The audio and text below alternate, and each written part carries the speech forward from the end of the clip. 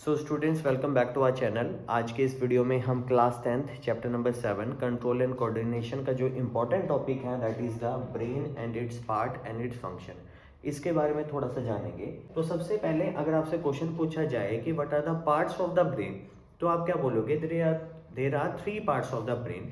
सबसे पहले fore brain, फिर आता है mid brain that is the hind brain. ठीक है, 3 पार्ट्स है, फोर ब्रेन, मिड ब्रेन और हिंड ब्रेन। ठीक है, ये अपर पार्ट है जो फ्रंट पार्ट कह सकते हैं, फोर ब्रेन। ठीक है, इसके अंदर सेरेब्रम होता है। सेरेब्रम को अगर हम डिफाइन करें तो सेरेब्रम क्या है? 2 हेमिस्फीयर में डिवाइड है, लेफ्ट एंड राइट। ठीक है, लेफ्ट जो हेमिस्फीयर है वो आपके जो पूरी राइट बॉडी पार्ट है उसको कंट्रोल करता है, और जो राइट हेमिस्फीयर है वो लेफ्ट को कंट्रोल करता है। इसके अलावा कुछ और फंक्शन है, अभी हम देखते हैं इसको। हेमिस्फीयर है कैसे? देखो, ये पूरा का जो पूरा अपर पार्ट दिख रहा है ना, इनको हेमिस्फीयर कहते हैं, और ये सेरेब्रम का पार्ट है।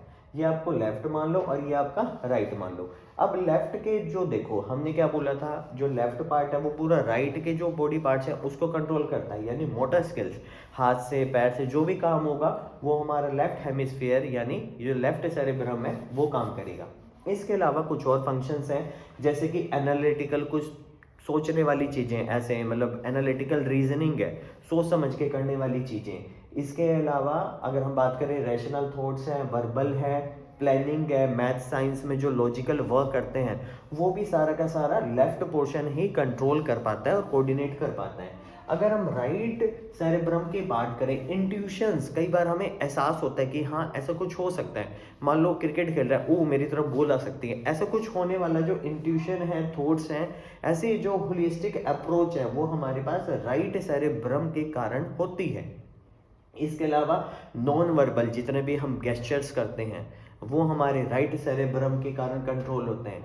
अगर कोई बच्चा या कोई पर्सन ज़्यादा क्रिएटिव है, आर्टिस्टिक है, इमेजिनेशन उसकी पावर बहुत ज़्यादा अच्छी है, वो भी राइट सेरेब्रम उनका स्ट्रॉन्ग होता है। और इसके अलावा जो हमने बात की कि ये लेफ्ट बॉडी पार्ट को कंट्रोल करेगा, तो इस तरह से हम सोच सकते हैं। देखो, अगर आपसे सेरेब्रम का क्वेश्चन आता है तो आपने ये बताना है cerebrum is the part of the fore brain, और इसमें 2 हेमिस्फीयर होते हैं, left and right. Left hemisphere right body parts को कंट्रोल करेगा और राइट लेफ्ट के करेगा। इसके अलावा 2-3 और याद रख लो, जैसे logical reasoning, science, questioning, analytical thoughts, ये आपके लेफ्ट के कंट्रोल के कारण है।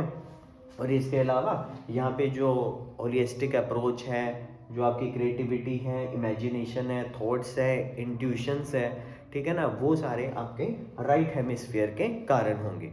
अब हमने फोर ब्रेन के बारे में कर लिया, बस इतना ही हमें करना है और ज़्यादा नहीं करना।